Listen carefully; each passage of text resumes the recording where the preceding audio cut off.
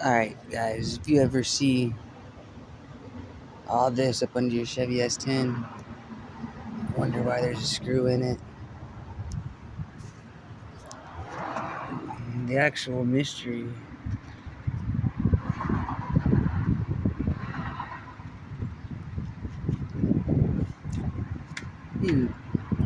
this goes to the manifold.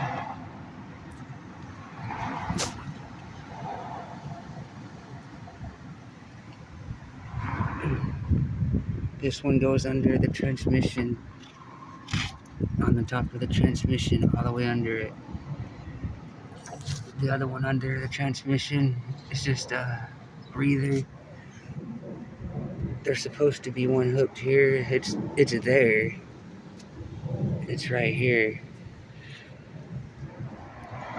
This screw,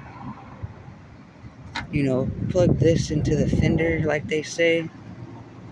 The one with the screw, once it's plugged into the fender, faces this way. You take that off, and all the way up under here, inside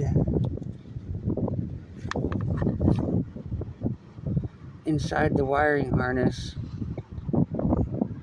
on the right side, the left side fender, it's supposed to plug in to all your HVAC controls. It's right here in the ECU cut. I'm the one that peeled it back. I don't even know why it's off. It's most likely compensated for something that cost $20 at AutoZone. But anyways, plug that in. The piece that had the screw in it,